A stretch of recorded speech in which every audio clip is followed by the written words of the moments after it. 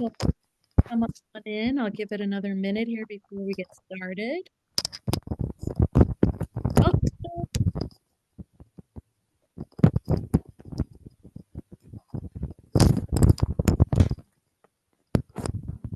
Oh, someone's not on mute. Let's see.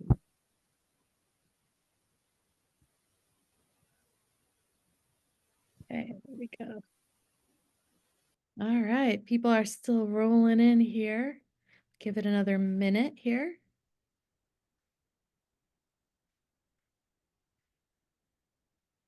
Wonderful, wonderful.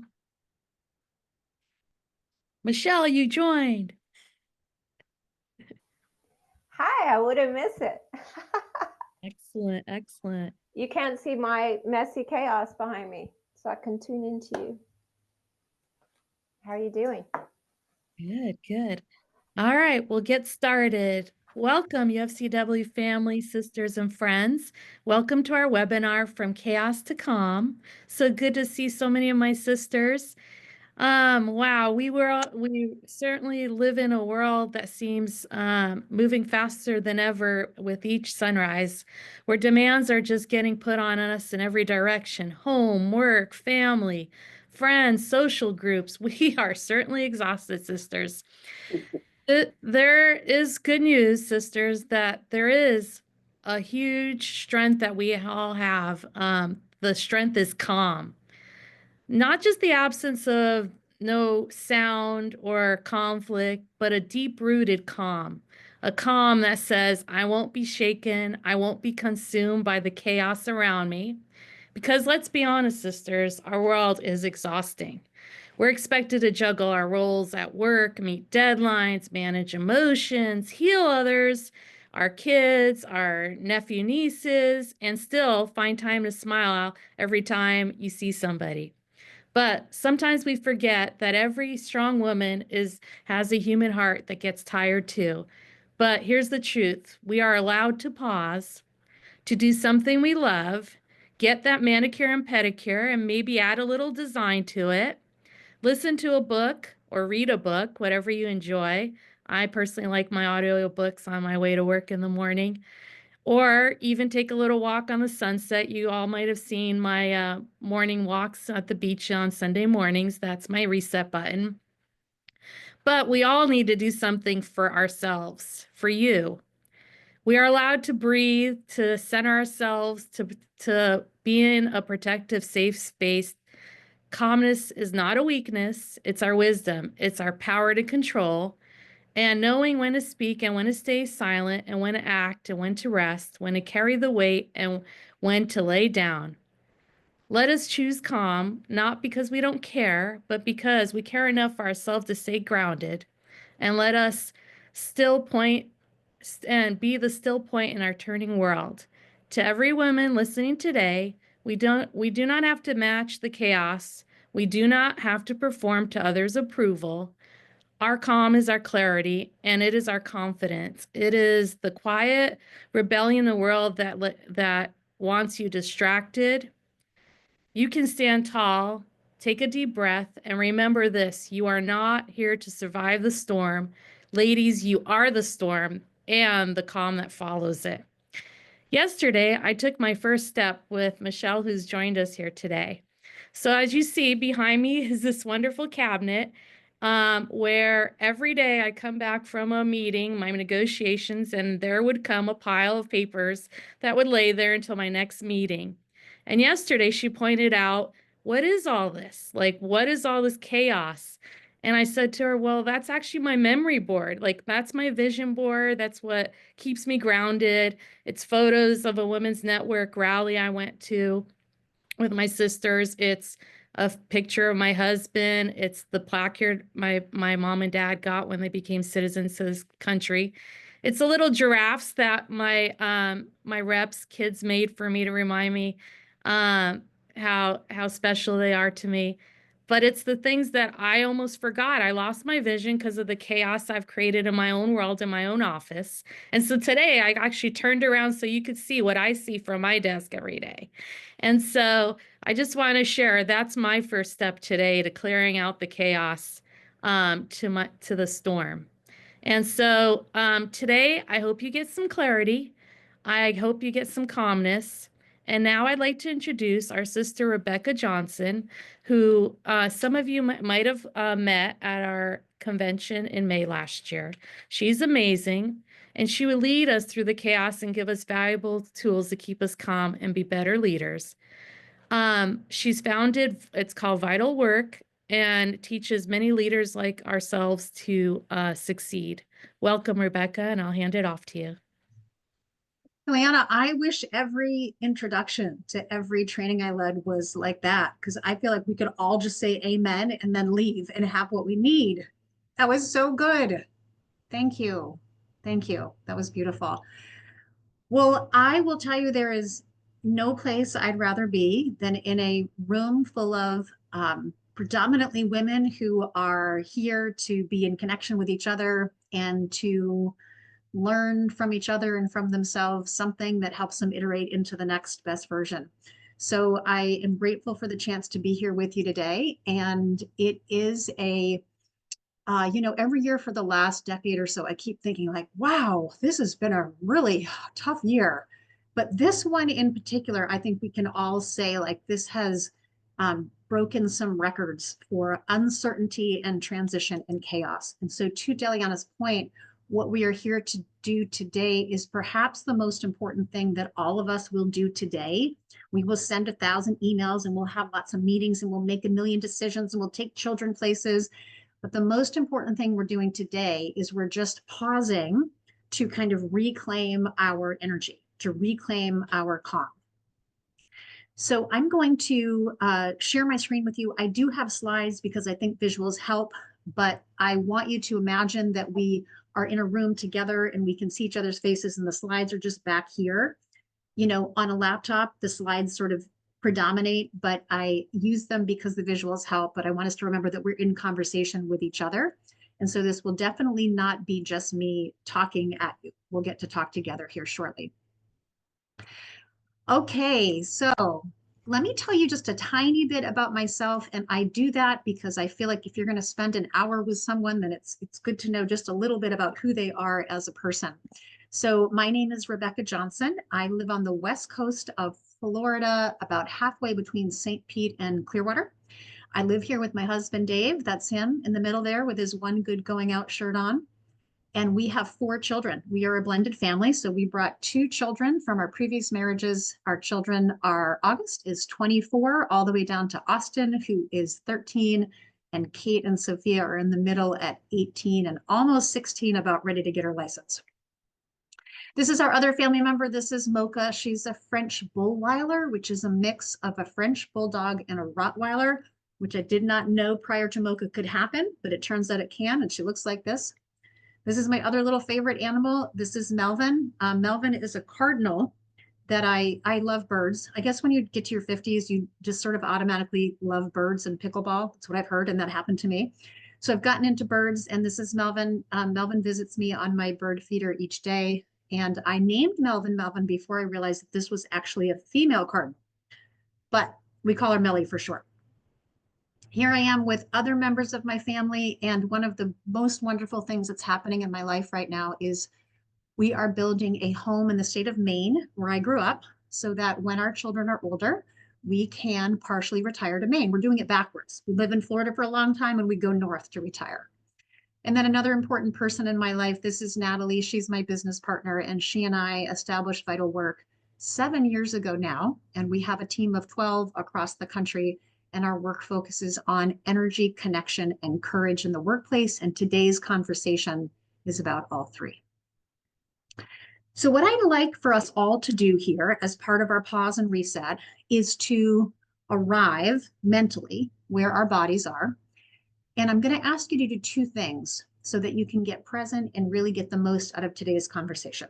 One is to look around at your environment and take care of anything that could distract you. A written to-do list that will make you worry about all the things you're not doing.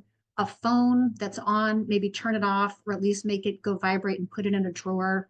Some mess. Just take the next few moments and clear up your environment so that you can really be here now.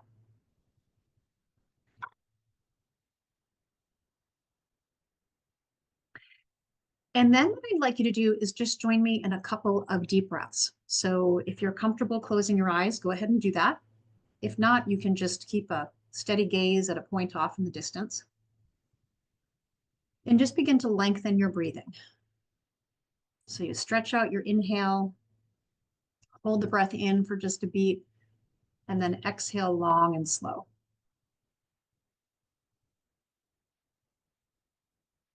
And as you inhale and exhale deeply, consider noticing your body and noticing if there's any tension or tightness that you could let go of. Maybe you realize you're clenching your jaw, or that you could let your shoulders down away from your ears and relax a little bit. Maybe you notice there's a clenching around your heart and you use your next exhale to let some of that go. That's just good old anxiety, and we can let that go. Good. One more nice inhale and exhale. Bringing in presence and letting go of worry and distraction. Okay, so we are here to talk about practical strategies for staying resilient in uncertain times. And I wanted to start by sharing this visual with you because I found it a few months ago. A colleague shared it with me actually, and I thought, oh, that explains what is going on here. So this is from the work of Eric Teller, who used to be a director of Google X. He doesn't do that anymore. But when he was in that position, he mapped this out, I think, on a napkin. And anyway, it's on the internet now. But this is a graph, it's very simple, that we call the change curve. And so this vertical axis is the rate of change, how fast change is happening. And the horizontal axis is over time. So this yellow curve is how fast change is happening in the world today, politically, socially, technologically, economically. There is some research that right around 2007, which was interestingly enough, the advent of the first smartphone, the rate of change has exponentially increased. And this orange line here is our human ability to adapt to it, to see something new, to figure out what that means to us, to update our inner operating system, right? And so where we are now is right here. And what you notice is that there's a gap. Things are changing around us legitimately. It's not like it just feels this way, but legitimately, change is happening faster than our human nervous systems can adapt well. And there is some research that our ability to adapt to change is actually declining, right? Because human beings cannot be in a state of stress and overload and uncertainty for long periods of time and remain resilient and able to adapt unless we do the types of things we're doing today, which is pause and reclaim our energy. So you have already done one thing that is really important in staying resilient in uncertain times, and that was to take a few deep breaths to calm your nervous system, because things are always better with a calm nervous system. We're now going to do something that is another helpful strategy, if you want to call it that, for staying resilient, and that is simply to connect with each other. So here's what I'm going to ask you to do. I'm going to give you some really specific instructions because I found that when we send people into breakout groups, they go better if there's specific instructions. And let me share this with you. If you don't like breakout groups because maybe you're strongly introverted and you think, oh, those are too intimate, I totally get that. But remember that all this breakout group is simply a chance to connect with a few other human beings. So when you get sent into your breakout groups, there'll be either 3 or 4 other people there. And what I'd like you to do is just do a quick round of introductions. You can share your name. You are then going to find your team leader. And your team leader is going to be the person with the most letters in their full given name. So my name on my birth certificate is Rebecca Suzanne Johnson. There's 21 letters. You'll find your team leader with the person with the most letters in their name. If there's a tie, you can rock, paper, scissors it out. Team leader, you just have one job in this breakout group, and that is to participate as everybody else would, but also pay attention to time.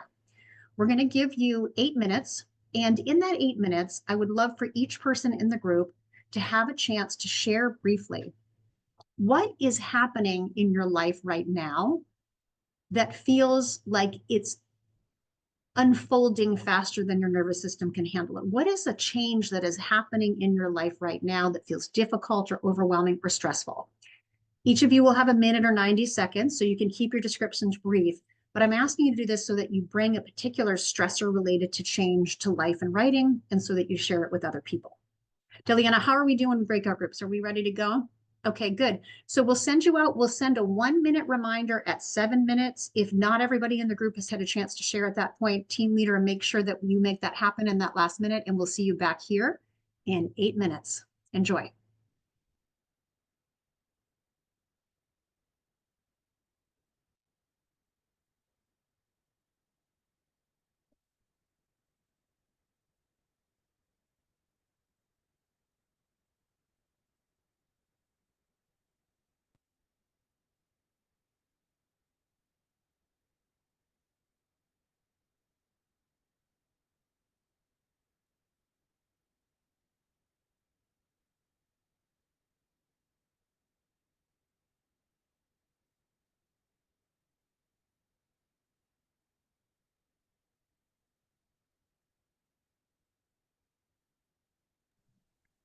I think some of these need to still click to join the group.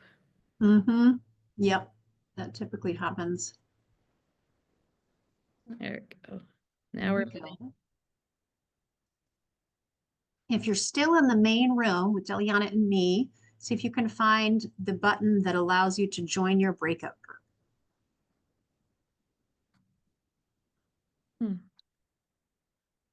There we go.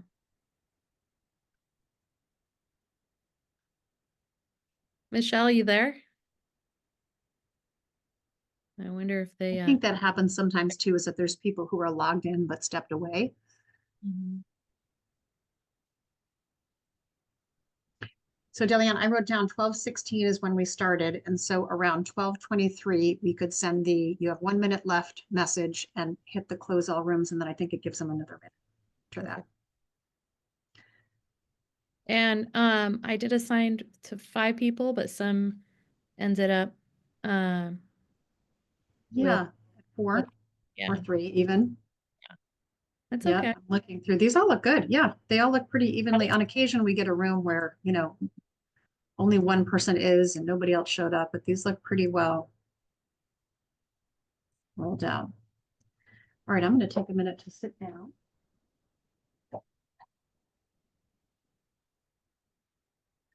Lena, I loved your story. I loved your beginning and your story about your vision board. That was a great kickoff. Usually these kickoffs are, you know, welcome, a little professional bio, blah, blah, blah. That was a great one. Oh, these are a good group of cohorts that I have that I get to work with. Yeah, yeah. Not that I get to see them often enough, but at least these Zooms keep us connected. And do you do a Zoom like this maybe once a month regularly, did you say? Or We had one in February about immigration. Yep. And then we're planning one for October for domestic violence. Mm, And I give some resources to our sisters. And then we haven't figured out if we're going to do one during summer. It's hard because yeah. people are on vacation, but we might Mm. still May, June, maybe we'll see. And then do another one if we do the one in October. I don't know, we'll see. Seems like if our contracts would get done, it'd be easier. Yeah, I bet.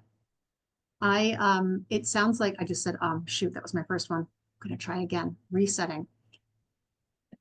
You don't shy away from hard topics in these webinars. I love that. Like you're not talking about fluff. No, and that's because I think most of the people on our webinar have the same mindset and we're getting crunched. Mm-hmm. Yeah. Yeah. When you do, oh, I meant to ask you, this is being recorded, right? And will you send the recording out afterwards? Or do you not do that usually? I can for people that have missed it, but I also like to just put it on our website. Okay, great. I would love a copy of the recording. Anytime we do something that's recorded, we start to kind of hang on to it. You got it.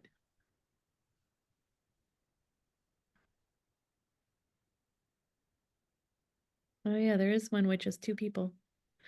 Mm-hmm. We'll have some time to get to know each other. Okay. Admit. And then let's see. I could put her. Let's see. Denise, you just joined? Oh, she's still joining. I'll put her in assigned through. Hi, Denise. If you can hear us, Deliana's going to put you in a breakout room. We're just in breakout rooms and we're just introducing ourselves and sharing one challenge we are experiencing right now that feels stressful or overwhelming. That's it.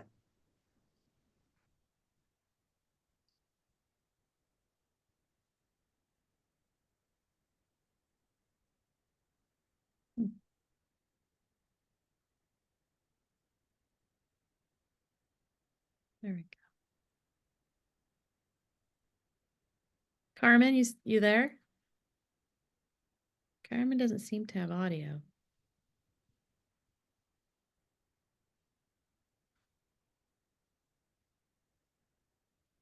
Oh, there she goes.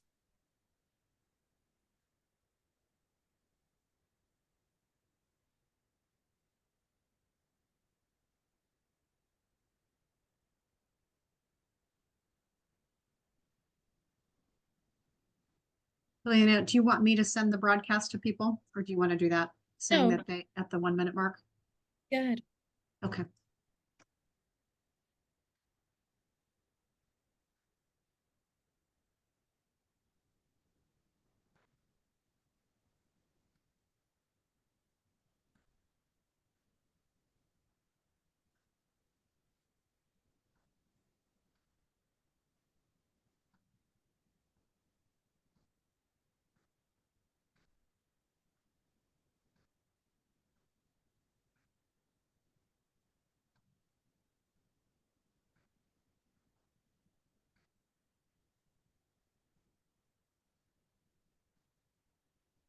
Did you see my broadcast? I thought I sent it, but I might have pushed something else. Oh, no, I didn't send it. Okay, here it is.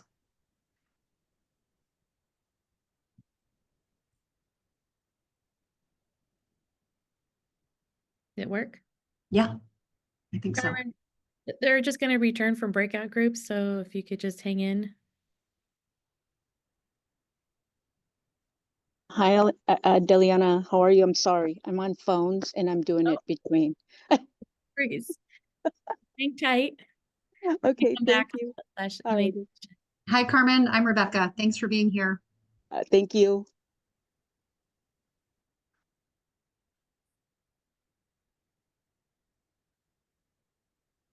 Hey, Sarah. There's Joanne. Welcome back. I think we're just waiting on a few more people. We'll give it a few more moments. Hey, Carmen. I hadn't seen you. There she is. I like the dual, is that?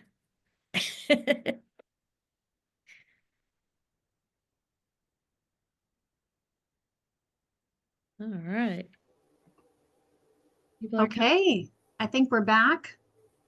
I hope you enjoyed yourself and got to catch up with some people, maybe met some new people or reconnected with people you already know. Your takeaway so far today is that we have just done 3 things that are really basic but important practices for staying calm in times that are uncertain and stressful. Number 1, we calmed our nervous system with deep breaths because everything goes better with a calm nervous system. Number 2, we connected with some other human beings in a really genuine way. And the only thing that makes things better that are outside our control is to connect with other good human beings around it. And the third thing is that hopefully you had the chance to share a hard thing with other people who hopefully listened well. Okay, basic strategies, but really important around resilience. We're going to share 2 more important practices that we're going to go a little deeper on.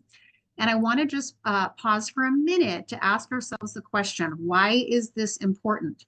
What happens to us when we are in these chronic periods of change and the need to adapt and stress?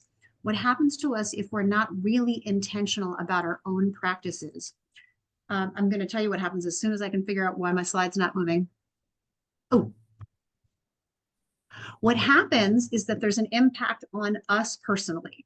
We spend a lot more time kind of feeling unfocused and frazzled and overwhelmed.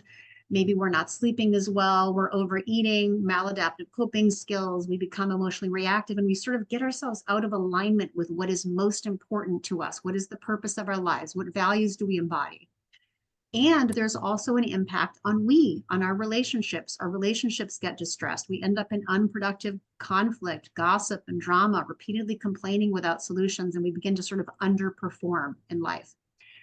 So we all know this intellectually. I'm just sharing this as a reminder that this work we are doing on ourselves to stay calm in the face of chaos is really important because it mitigates all these negative impacts on ourselves and on the people we care about, work with, and serve.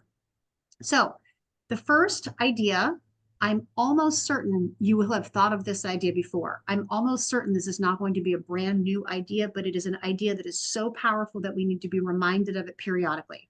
And it's this idea. At any moment in time, we human beings can be choosing, and sometimes it doesn't feel like a choice, but it's a choice. We can be choosing to focus on our energy in one of three places. We can focus our energy on things we can't control, like the fact that it's raining today and we had organized this beautiful outdoor event. We cannot control the fact that it's raining. We can be focusing on things we might be able to influence. Like, although we can't control how other people respond to us, we might be able to influence their experience in a conversation with us based on how we show up. Can't control it, might be able to influence it. Or we can be focusing on things that we definitely can take charge of. Like we could decide to take charge of the fact that we feel triggered or irritated right now and to do something productive with those emotions rather than discharge them onto other people. So what I'd like you to do right now is grab a spare piece of paper, any paper, the back of something, a napkin, you name it, piece of paper from your printer, and divide your paper into 3 columns, just like you see here on the screen. In the left column, what I want you to think about that stressor, that change, that challenge that you just described briefly to other people in your group. And I want you to think about all the variables around that stressor or that challenge or that change that's happening too fast. And I want you to put as many variables as you can think of in the right column. So for example, if me and my department, I am experiencing a lot of stress because federal funding has been stripped for us, and that means we have to lay off people and we don't know if these projects can happen. The things that I would put in the cannot control column are federal funding. Don't have any control over the fact that that's been stripped. Things I might put in my might influence column. How my team experiences this, right? By how I lead them. Things I might put in my can control column, my own thinking. So think about that challenge you just described and put all the variables that you can think of in the right column. I'm going to give you about 2 minutes to do a brain dump and just get as many things out there as you can. And I'll just keep the room quiet while you write.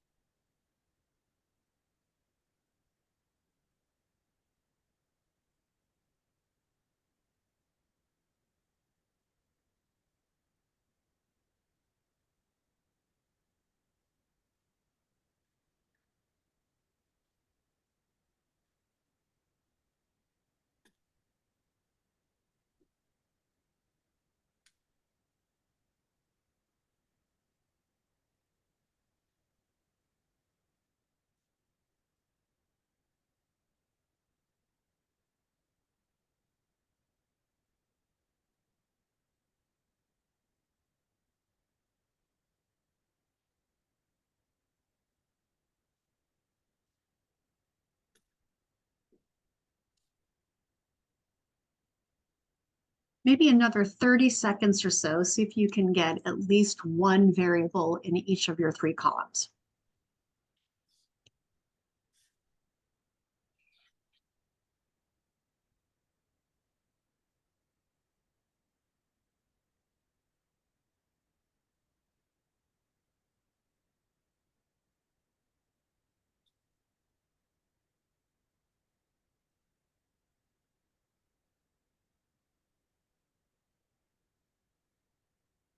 Good. In just a few moments, as we wrap up, I'm going to want to hear some voices from our virtual room. I would love for anyone who's willing to unmute and offer up some answers to my questions here. I'm saying that now so that if it's uncomfortable for you to unmute and speak in a large group, you can begin to steel yourself and develop some courage here. So let's look first at our cannot control column. I would love to invite a couple people, 2, maybe 3 people, to unmute and share one thing that was in your cannot control column. Who'd be willing? With occurrences of life, certain things that happen, unforeseen, Mhm. like in my job, store closures or work issues that come Yes. up and how to handle them. Okay. So Carmen, you gave a couple of really good examples there. One of them was unforeseen circumstances, right? If I Yes. don't know something is coming, I can't have influence on it. Store closures, good. Could someone else offer what is on your cannot control list? Mary. Oh, Mary, I want to hear what you're saying, but you're muted. I was just admiring your background, by the way. Oh, how people act. Yes, yes. We can't even control how our 2-year-old toddler acts, right? Like if they don't want to get their shoes on, they're not going to, right? Like, so if we can't control children, we certainly cannot control other adults. Although we'd really like to, and life would be so much easier if we could. Okay, so we cannot control things that have already happened. We cannot control what the federal government has already done. We cannot control unforeseen circumstances. We cannot control other people.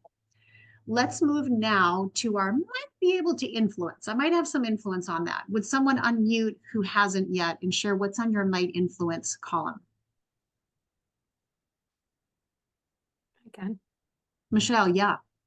Yes, you might be able to, at least I feel this way for myself, is some of my family's choices, like maybe my children's choices.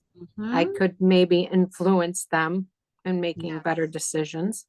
Yes, absolutely. And we And- could even trickle that down to the members that we represent too. Yes, yes. And let me ask you a question, Michelle. How is it that when we are able to influence others, children, our colleagues, how is it that we influence positively? I think it's educational, if you look at it. So if they don't have the knowledge or the experience in a particular area, and we can bring that to them. And I'm speaking because I'm not 15, I'm older. So you would Mhm. bring that to the table. So I think that's the positive way we could do that. Yes. So one of the ways that I influence is I share my wisdom when it's asked for and when people are open to it. Yes, beautiful. Let's do another one. Would someone else share what's on your might be able to influence list? Karen. Definitely how you react. Yes. Karen, I might even go so far, and tell me what you think about this. I might even go so far to put that in the, Karen, are you saying that we can influence how we personally react, or we might be able to influence how another person reacts? How they act. Yes. How we react to something affects how they react further, I should say. Yes. Perfect. So we are always in life kind of swapping emotional energy with people, even if you just have an exchange at the grocery store with the cashier. The energy that you bring to that situation impacts their energy. And can we control how they react? No, but we may very well be able to influence it. Yes. Okay. So now let's go to the can control. Give me a couple examples of what was in your I can 100% take charge of this. Who would offer? I think it's how you take it and how you present it. You can control your actions, my personal actions. Mhm. You're staying Yes. positive evaluate a situation that I can control, or how to handle the situation. Great. I can control my own actions. I can decide how I'm going to evaluate this. I can decide what I'm going to say and how I'm going to say it. What else can we control? One more person. What was on your can control list? I could create attempt to create me time for myself so that I can be a better person, so that I can be better at helping others. Yes. You can choose whether or not you are going to intentionally pause in the insanity and do what you need to do that allows you to be the best version of yourself. You can choose to do that, and you can choose not to do that. And those things have different consequences and they influence people differently. Okay, we could go on here at length, but I think you're beginning to be reminded of the thing we all already know, which is this. When we are, because I do this all the time, focusing our energy, ruminating on, complaining about, trying to control things, that actually depletes our energy. It reduces our power and our agency, and it increases the stress response. And it has very little lasting effect on anything, right? So when we're spending our energy out here in the realm of things we cannot control, we need to ask ourselves, wait, what do I right now have control over? What can I take charge of? And that is always and only you. I can always decide to ask myself, wait, is my thinking serving me well here? Am I stuck in making a lot of assumptions and I don't know the truth? Am I not getting the clarity I need? Am I allowing my overwhelm or irritation to get the best of me? Am I acting in a way that I'm not proud of? What am I doing in the moment, and what can I take charge of here? And when we become really good at taking charge of ourselves, we know how to elicit best thinking, which is what we're going to talk about next. We know how to take charge of our emotions. We know how to make decisions that are in alignment with values. Number one, we feel less stressed. And number two, ironically, we become the type of person who has a greater influence on more people. So if we want to have a positive influence on the world, if we want to help our teens navigate this difficult time, if we want to be a person who influences legislation down the road, the number one thing we have to take charge of is ourselves, so that we become a person who is listened to, who leads well, and who people want to be led by.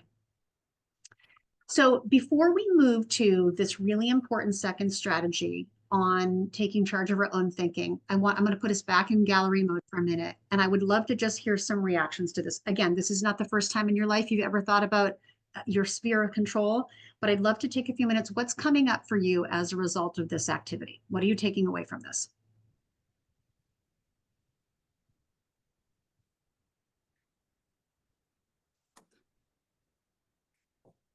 Okay.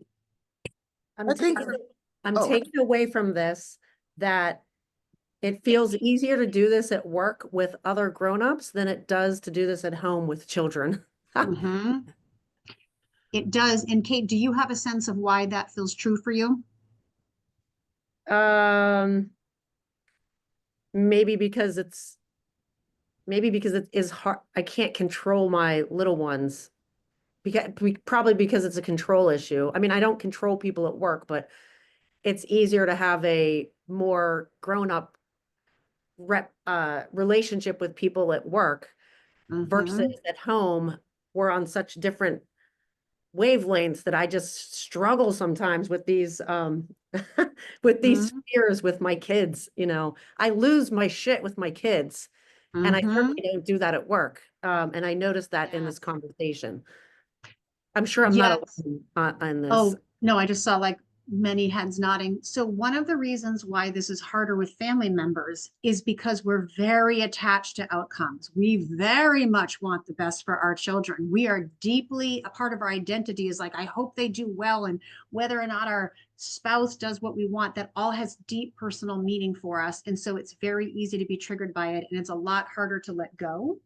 But there's the difference between letting go. When you're letting go of what you can't control, it doesn't mean you're letting go of the desire for your children to have a good future.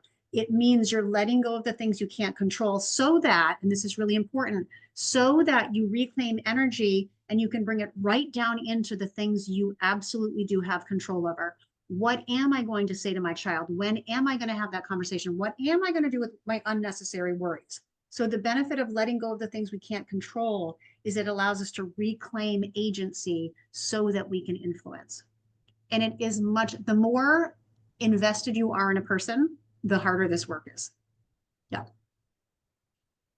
Joanne, you were going to say something, I think. Is it Joan or Joanne? Joanne. Yeah, it's just making me realize that it's okay to take a beat. Yeah. Since the elections and stuff, it's just been one thing after another. And, this has just like showed me that, yeah, it's okay that there's unknowns, but like you said, let go of the things we cannot control and take that energy and put it into what we can control and what we might be able to influence. And we might be able to come out with, some positive result, so it's been enlightening. Great. To just, take a beat. I'll share with you, I try not to get too invested in the news because it's very stressful, but I don't want to feel like an uninformed person. So I found this show, it's called We Can Do Hard Things. It's a podcast, and once or twice a week, they have Jessica Yellen on, and the episode is called Calm News. And the news is, let's just simply discuss the things that have happened this week, what we know to be true, what we do not know to be true, and thus we don't have to get upset over. And it always ends with, let's take a deep breath and let's ask ourselves, okay, given that this situation exists, what can I do now? Standing around spinning in circles and complaining and fretting, that is not helpful. So what can I do? I can call my representative. There's always things I can do. So this is our beat to reclaim calm, because that is where our agency is. Okay, so we mentioned that one of the things we can control is our own thinking, right? And so I want to share with you this second tool that helps us be able to take better charge of our thinking in the moment. When we are spinning out, when we're stuck in drama and complaining, when we're worried, when we're reacting to someone negatively, what can we do to interrupt that? The first thing we can do is remember this thing that we call the frame. And the frame is just a way of reminding us that how we are seeing something right now in the moment, like what mental frame we're putting on it, even if it's something as simple as an email or a side comment that someone says. When we go through life, it's not that we just observe things happening. What happens is we observe things happening and we immediately put a spin on it. Ooh, that's good. Or, oh, I think he was being a jerk there. Or, uh-oh, that makes me worry, right? So see how we see things in the moment determines how we feel about them. How we feel about them determines what we do, and what we do gets us a series of results. And so this reiterates the idea that if we want to be feeling and doing differently right now, we want to feel better inside, we want to have more agency, we want to be leading as well as we can, we have to change the way we think. So one of the tools that we offer for helping people determine in the moment whether or not their thinking is helping them or hurting them, and then shifting the thinking so it's more effective, is called above and below the line. Now I'm going to push play on this video, and we did test it, it worked before, but once you hear it going, if you would just give me a thumbs up if you can hear the volume so I know we're good. Here we go. One question that conscious leaders ask themselves over and over is, where am I? To support leaders in locating themselves as they ask the question, where am I? We offer this tool, a line, a simple black line. At any moment, all leaders and all people are either above the line or below the line. Our location describes how we're being with what is occurring in our life right now. If we're above the line, we are open, curious, and committed to learning. If we are below the line, we are closed, defensive, and committed to being right. Stop right now and simply ask yourself, where am I? In this now moment, am I above the line or below the line? Typically, when people are below the line, they believe certain things about the world. For example, they believe there is not enough. It could be that there's not enough money, or time, or space, or energy, or love. People below the line also believe that their story about the situation is right. People below the line also believe that there is a threat out there. Something or someone is threatening their desire for approval, control, or security. And people below the line see the situation as serious. The deeper below the line they are, the more serious things look. People below the line tend to behave certain ways as well. They tend to cling to an opinion, find fault and blame, gossip, explain, rationalize and justify, get overwhelmed, and avoid conflict or pursue conflict for the sake of winning. When people are above the line, they believe that learning and growing are more important than being right. They believe that all people and circumstances are their allies, here for their growth. They believe that from a distance, almost everything is funny. People above the line live in curiosity, listen deeply, speak unarguably, question all their beliefs, and live a life of play. Now, knowing what you know about being above or below the line, where are you? One thing to know as you consider this question: we are hardwired to go below the line. Literally, our brain is programmed to perceive threat, and when it does, a chemical cocktail courses through our veins, and we go below the line. This reaction was designed to help us survive in the presence of a real threat to our physical survival. An issue for modern-day leaders is that often our brains can't tell the difference between a threat to our physical survival and a threat to our ego or identity. We react and get defensive when we experience a threat to our ego. So in many ways, being below the line is natural and normal. But when we are below the line, we're not in a state, literally brain state, of high creativity, collaboration, innovation, and relational connection. We're simply trying to survive. Leaders today can't thrive if they're in survival mode. So the first activity of conscious leadership is location, location, location. In this now moment, where am I? Telling ourselves and others the truth about our current location begins the great conversation.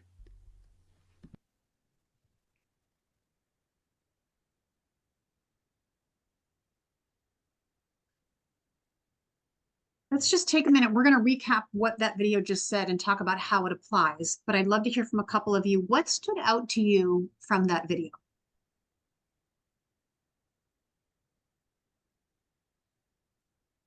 Mary. Mary, hit your unmute. Okay, being below the line, but I see myself above it and then sometimes below it. So I see myself in both spots.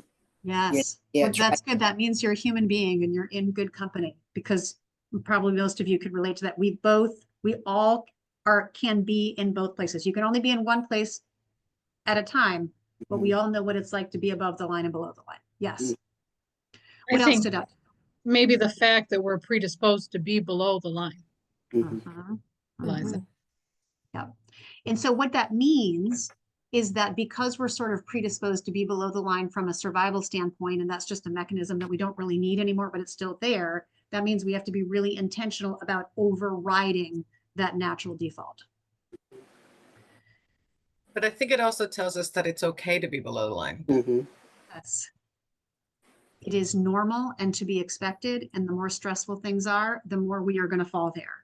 And so when we fall below the line, Sarah, thank you for bringing that up. We don't have to be all mad at ourselves and feel guilty and ashamed. We just have to realize where we are and then decide what we want for this moment. And Rebecca, in the chat, there is a comment here. Ashley, how we are all programmed to be below the line and have to consciously work at being above the line.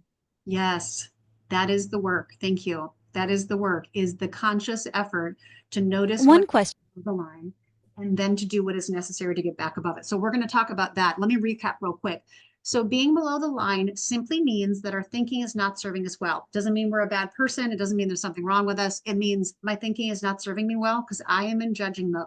I am judging what is wrong. I am judging who to blame. I am judging myself. I'm automatic. I'm blame focused. I'm thinking win, lose. If he wins, I'm going to lose. If I need him to lose, I'm going to win, right? It means we're sort of quietly, unconsciously asking things like, who's at fault here? Who does she think she is to talk to me that way? How can I get my point across? Why can't he just be quiet, right? And those are normal and to be expected responses, but they're very different than when we tap into our above the line selves. We all have an above the line selves. It feels better because we are then in learning mode. I've opened up. I'm committed to curiosity and learning. Being above the line does not mean that everything is well and I'm happy and it's all ponies and rainbows. It means the way I'm going to choose to be with what is happening right now is I'm going to be committed to curiosity and learning. And thus, I'm going to ask myself more helpful questions. When I feel irritated and I'm about to judge someone that I don't really understand, I might ask, wait a minute, what do I really know about this person? What's really going on here? What are my options? What can I learn from this? What am I responsible for? What could I do to add value? What does this moment call for? What would great look like here? The thing about these self-reflective questions is that they are helpful because you cannot be stuck in ego and in self-reflection at the same time. So self-reflection automatically helps elevate us to above the line. Here's some things to know about being below the line that you all have already mentioned. One, it's normal and to be expected, especially when things are really crazy. Number two, it's just a difficult place from which we really can't be that productive and helpful here. When we're below the line, it's not a good time to have an important meeting if you can avoid it. It's not a good time to have a difficult conversation. It's not a good time to make an important decision because your thinking is not serving you well. And here's our takeaway around this. When we notice we're below the line, we have two responsibilities. And we're going to talk about what those responsibilities are in a minute. But first, let's get to know ourselves when we are above and below the line. So that scrap piece of paper you had, flip it over or grab a new one and just draw a line right through the middle of it.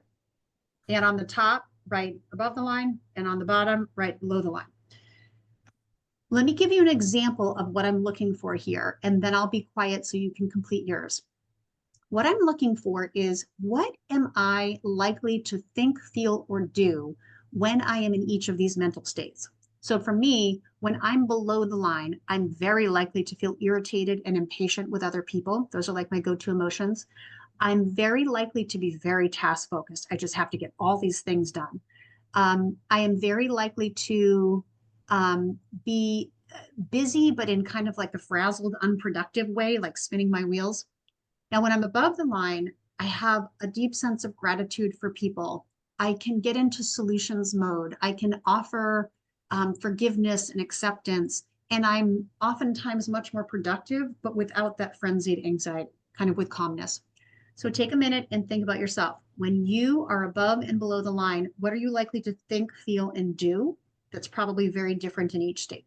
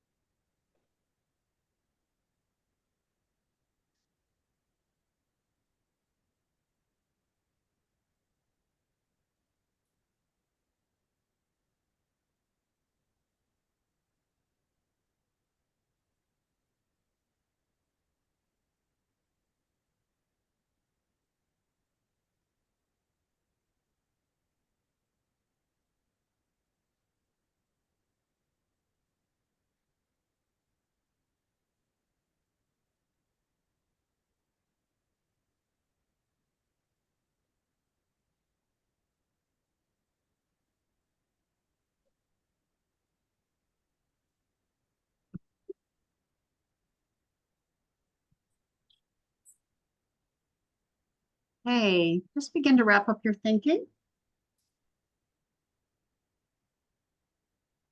And this is where we get to tell on ourselves and just have a little bit of fun. I've sent a question for you in the chat. We'll start with below the line. This is for everybody who'd like to chat. And when you are below the line, what are you likely to think, feel, and do? Share maybe one or two things from your list.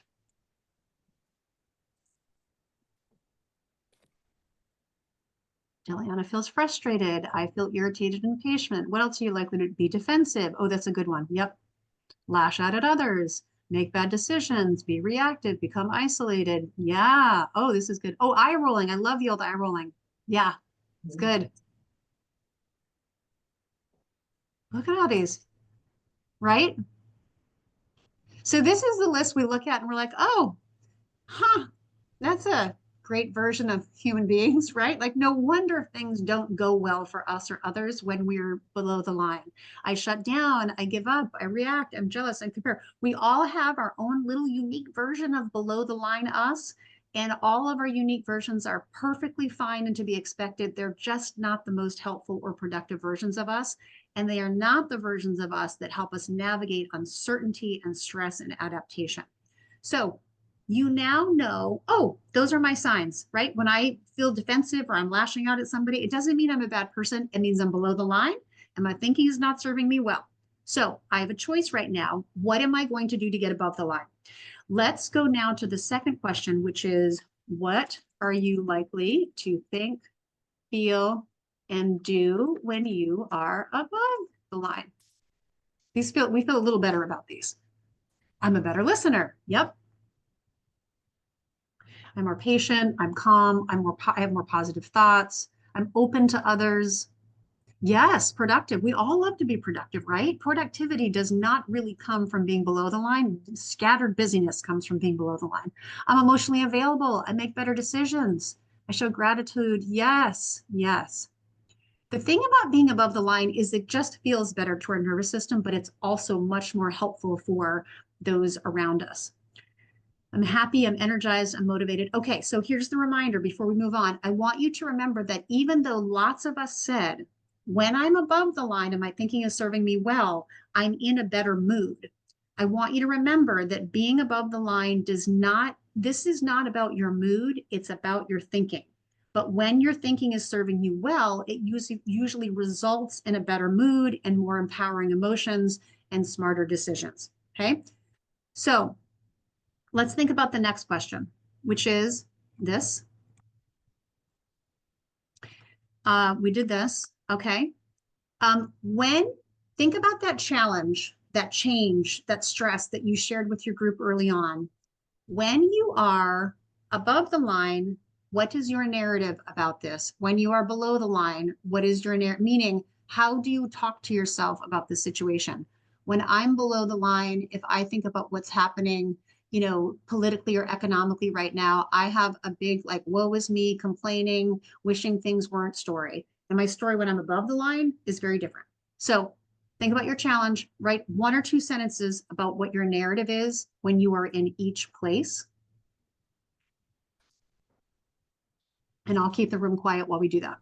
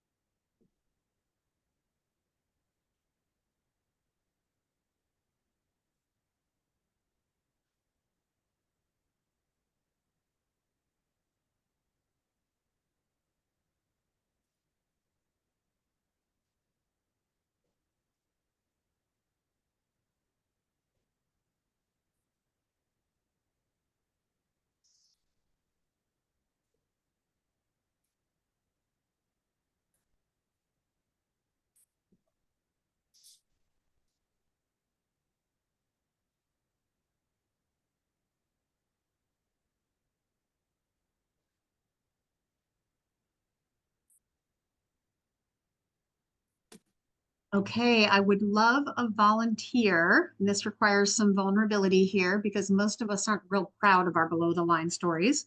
Would one of you be willing to share with us what is your below the line narrative and then what is your above the line narrative, just so we can hear the difference? Oh, Deliana, go for it. Okay, I'll start with below the line. I always think when I'm below the line that I'm getting sucked in the weeds, like in the mud pit, and I get frustrated and I'm like, I don't want to be here. Why am I here? Like, why is this drama sucking me down? And then I think above the line, I'm a flower. I'm here to empower others, like there's so much better things above the weeds. And so that's how I try to set my mind frame when I think about I got to get above the line. Mm-hmm. And Deliana, so a very strong difference in those stories we're hearing, right? And I would imagine that it's not that anything in the environment has changed. You can be looking at the same set of variables and telling yourself a different story about them. And when you're in that above the line story, what are you able to do that you are not able to do when you're below the line? So when I'm above the line, my mindset is that I'm more vulnerable, I would say, because like when I think above the line, like where I'm in life, like, okay, I'm 55, now's my time to train people. You know, this is my curiosity is how do we lift more people, you know, whether it's in my office, whether it's other women. I think of a bigger picture than I do when I'm pulled down. I think of all the possibilities. It's like it's more thoughtful and it lowers my vulnerability. Think, oh, nobody's taking my job. I'm not worried about it. It's my time now to help others instead of like being scared and Yes. Yes, I can see the big picture and I can tap into my own agency and I can remember my purpose and I can go execute them. So the important thing about being above the line is that it simply feels better, but it is also the place from which we tap into our greatest agency. So I mentioned to you that you have two responsibilities. One responsibility is to notice when you are below the line. Your second responsibility is to practice what we call your trampolines and resets. And these are the things you do. You need to have at least a small inventory of them, little things you do that help you shift from below to above the line. So what we're going to do in just a minute here is we are going to go into breakout groups one last time. This will be a quickie. And team leader, your job is to be the scribe for the group and capture the group's brainstorms. We're going to give you about 3 minutes in this group. So talk fast and write fast. And what I want you to do is come up with as many trampolines and resets as you can think of that you could actually practice in the workplace. I'll give you one example. One of my resets, if I'm feeling frustrated or overwhelmed, is I have to remove myself from the work and I have to go to a different space. I sit upright or I lie down, I close my eyes and I breathe deeply and I ask myself some good questions. That is a great reset for me. It might not work for you. There's lots of other options. So Deliana, when you're ready, we can get those groups set up again. Team leader, keep an eye on the clock. You got 3 minutes. You're writing things down. And we'll come back and share our trampolines in just a few minutes. Enjoy your time.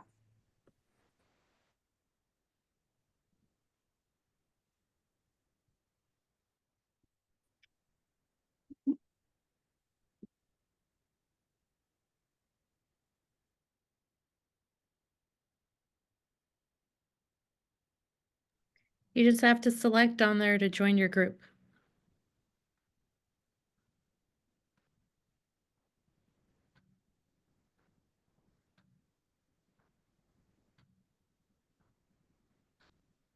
I would love to be able to save the chat from this message because these are such good above and below the line responses.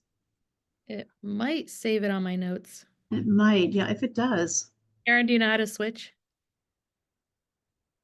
No, it says join, I could, it says join your group.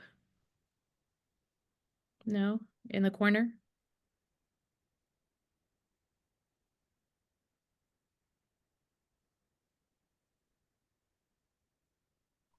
Okay, well, we could do it. I don't have it either. Okay, well, that's all right. We could do one here. Should we just do a quick brainstorm here? Yes. Okay, I'll be team leader. Okay, let's do trampolines and resets. Who has some good ideas, practices you could actually do at work to get from below to above the line? Unmute Karen. I think I can maybe unmute you, Karen. Do you want me to? It's hard when it's on a cell phone. Yeah. Connie, you want to go? Okay, there I am. I just take a deep breath and I think positive things like things that have happened that day that was good. And it sort of gets me through. Like, okay, not everything is bad. Here are some good things that happened today. Love it. Love it. Connie, did you have one? one of my big things is to stop working, Yes. take the break, Mhm. take the breath. And Deliana's gonna know that what I'm talking about right now when I say when you're in the break room, it's a break room. That's what it's for. Mm. Take the break. You're not working in the break room. And if a lot of work is happening in there, step outside, go sit out on the bench. It helps you reset your brain. It helps you reset your tone. It helps you reset your I'm gonna say your personality. Yes. Yes. I just heard so many good things. Go outside, take a break, stop working. Good. What else? Anybody else who's in our room with us want to offer? Tracy, Ashley. I'll go. This is Ashley. Just said basically go for a walk, take a break, and just kind of focus on what's important in that moment instead of the things you can't do in that moment. Yes. Yes. I love that. So walking is wonderful. Physical activity. I love the idea of like what is important right now. Does this moment call for? Good. I'm going to close the room, Steliana, and that will mean people will start coming back. Anybody else in our room want to add to our trampolines and resets list?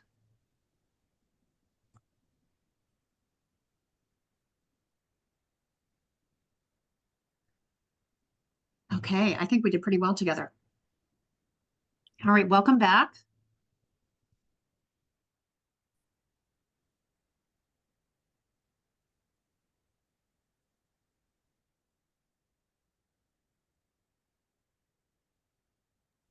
Bless you, Amanda. Okay, I think we are we all back? Not quite, maybe. No, we've got a few more coming in.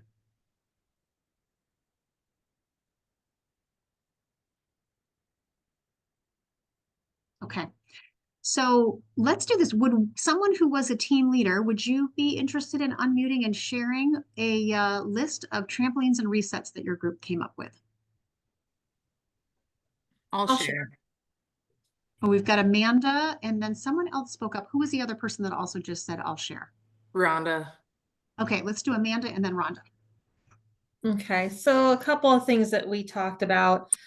We talked about taking a short walk. The person I was in my room with, Diana, we talked about parking a little further away from the location that you're going to visit so that you do have a little bit further to walk to try and just, take some deep breaths, get refocused onto going into the store and, clearing your mind of other things that were going on before you go in there. We also talked about calling like a coworker to just vent about maybe situations that you've been running into that day, or asking for ways to handle a situation. We also talked about maybe noticing your surroundings, noticing flowers that are blooming or trees that are blooming and things of that nature. Beautiful, beautiful. Great. Rhonda, how about your group? So some similarities, taking a walk outside, getting some exercise, listening to some music, helps. Getting outside away from buildings and people, like look at trees, enjoy nature. We talked about water sounds, lakes, the ocean, that type of thing. Even if you're in an intensive work project that you're working on, just getting up and walking down the hall and talking to a coworker that, you enjoy. Just having just a quick break before you go back and sit down and get back into it again. And one was organize and clean. If you're in an environment that is clean, you can, accept things a little easier. Everything's a little more organized, and we also talked about being hangry. So Yes. fuel your body when you need to. Yeah, hangry is a great trigger for being below the line, right? That's our body's physiological way of saying, hey, I need some fuel. Okay, so we just came up with a huge list. And the reason that we came up with that list was not just to say those words out into the ether and have them disappear. but so that each of us on this conversation today could grab onto a few ideas, a few practices that feel like they will really work for you, who you are in your life. And you remember that you have a choice in the moment when you notice that your thinking is not serving you well, to practice a trampoline and reset, to get to that place that feels better and allows you to contribute fully, that allows you to be the person you want to be, that allows you to act the way you're proud of, that allows you to be of service to others. And remember that when you are practicing your trampoline and reset, so everybody else in the workplace is going crazy and you're out there sitting quietly on a bench in nature, feeling the wind, breathing deeply, you are the one in that moment who is doing the thing that is of greatest service to the team, because you are intentionally resetting so that you can go back to whatever you were going to do next with the best version of yourself. And that's what this is about. So we have talked about so much today. I love to close these sessions with what I call one big thing. And the thought experiment is this. Imagine that when you click the leave button from this Zoom meeting, everything that we talked about today flies out of your head except one idea. It could be a phrase someone else said, it could be a picture you saw on my slide, it could be a concept. Right now, on your scrap piece of paper, write down in 10 words or less, what is my one big thing from today? If I could hang on to that, what would that be? Take that a minute to do that. And once you have it written on your paper, head over to chat and type in your one big thing there. What is your one big thing from today? Write it down for yourself and then share it with the world. My little weird thing today, which doesn't have to do with change, but I said to Deliana and Deborah before the call, I am going to focus on getting through the next hour without saying the word because I say the word a lot. So we get intentional about things, we share them with other people, and we're much more likely to act on them. When you have your one big thing, please head over to the chat and type it in. And as we look through those chats, I'm also leaving on your screen a QR code that gives you a free downloadable handout of the sphere of control exercise, the above and below the line, so that if you liked it, you can keep it for yourself, you can share it with your family and your teams. All right, I'm looking at chat. What's coming in here? Remember something positive that happened today. Learn to focus when I'm below the line. Yes, it's okay to pause what you were doing and breathe. Yes, it's not only okay, it's necessary, and it is the way we are of greatest service to people. Find me time to be a better version of me. Stay present, get above the line, choose peace. Yes, yes. I won't read all these because I don't need to do that, and you all can read and head over to chat. Some of these things are really beautiful and inspiring. So as we let these chats roll in and appreciate everybody's one big thing, I will say my thank yous, my gratitude for having this time with you all today, and I will turn it over to Deliana to close us out for the day. Thank you so much, Rebecca. This was amazing. I'm so glad that all of you joined us today, and hopefully you found your little joy and your calmness in your day, but most importantly, that you gave yourself the grace for an hour and 15 minutes for yourself today to focus on you. So that is one great way to start the day and change your mindset here with staying above the line.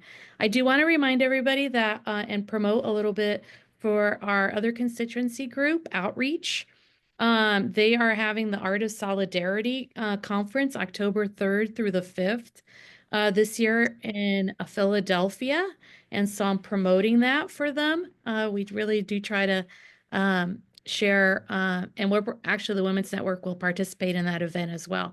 And then mark your calendars because we have our 15th biennial convention coming up on May 19th or 21st in 2026. And our committee has already chosen a topic, and I think you all will love it. UFCW Women, Voice of Power, Agents of Change, ladies. I think this is an excellent topic and an excellent theme for our event. And I just wanted to have you all calendar it in. I know it's next year, but we'll have some other webinars, but please calendar it because we want to have you all there for our 3-day conference and convention. But with that, thank you, Rebecca, for doing an amazing job and carrying us through and giving us some new tools to use. And, Thank you for having me. and that visual above and below the line, sisters and UFCW families, stay above the line as much as we can in this chaos. And I see some of our sisters from Canada. Congratulations on your federal elections last week. I guess the fear of what happens here south of your border has convinced you all to make the right decisions and getting your members to vote for the right party, and definitely not go backwards with our rights being taken away. And so we will send you more activities to get involved and stay active. Follow us on Facebook or our website, ufcwwomen's.network.org. And we will see you next time. Everyone have a beautiful day. Bye. Hi, everyone. Thank you. Thanks, Rebecca. Thank you.